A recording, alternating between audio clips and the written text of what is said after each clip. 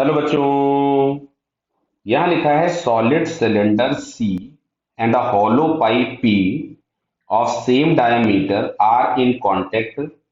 They are released from rest as shown in the figure.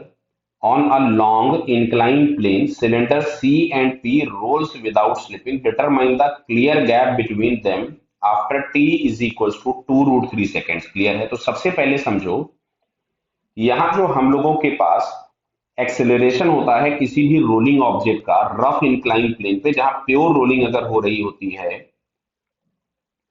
तो वो acceleration हम लोगों के पास आता है सॉल्व करके g sine theta upon 1 + I upon m r square. Clear है? तो अब अगर हम लोग यहां से फाइंड करते हैं सॉलिड सिलेंडर के लिए, तो मैं यहाँ पे इसको सॉलिड लिख देता हूं एस से। तो ये हम लोगों के पास मिलेगा g sine theta upon 1 + I।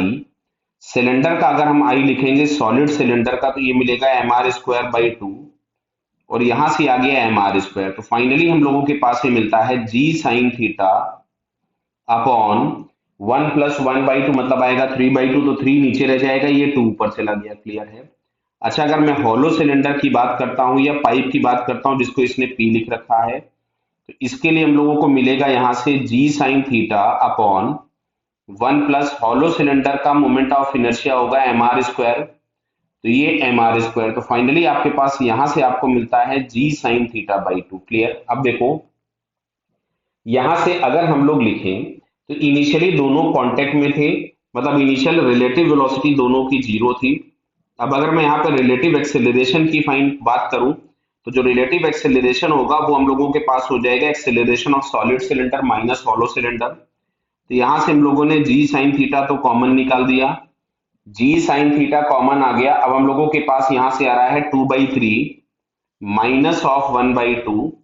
तो इसको मैं यहाँ पे लिख लेता हूं, तो जी 10 हो गया, साइन थीटा 30 दिया था तो 1/2 हो गया। यहाँ पे अगर हम लोग 6 एलसीएम ले लें तो समझ में आ रहा मिलेगा 4 - 3। तो इससे तो ये हो गया 5। तो एक्सेलरेशन हम लोगों के पास आ रहा है 5/6 मीटर पर सेकेंड स्क्वायर। ये रिलेटिव एक्सेलरेशन आ गया। क्लियर है बेटा? ये 5/6 मीटर पर सेकेंड स्क्वायर। तुमसे बोला है t is equal to 2/√3 seconds पे, तो t इज इक्वल टू 2√3 है, सॉरी 2√3 सेकेंड्स पर सेपरेशन कितना होगा? तो सिंपल यहां से हम लिख सकते थे s is equal to ut plus 1/2a into T का स्क्वायर। तो ये हो जाएगा 4 × 3। क्लियर है? देखो, इससे यहां से हम लोगों ने इसको 2 उड़ा दिया, 2 × 3 से 6 उड़ा दिया। तो जो s हम लोगों के पास आ रहा है relative separation between them after this much of time, तो वो हम लोगों के पास आंसर आता है 5 मीटर। क्लियर है बेटा? Okay, all the best.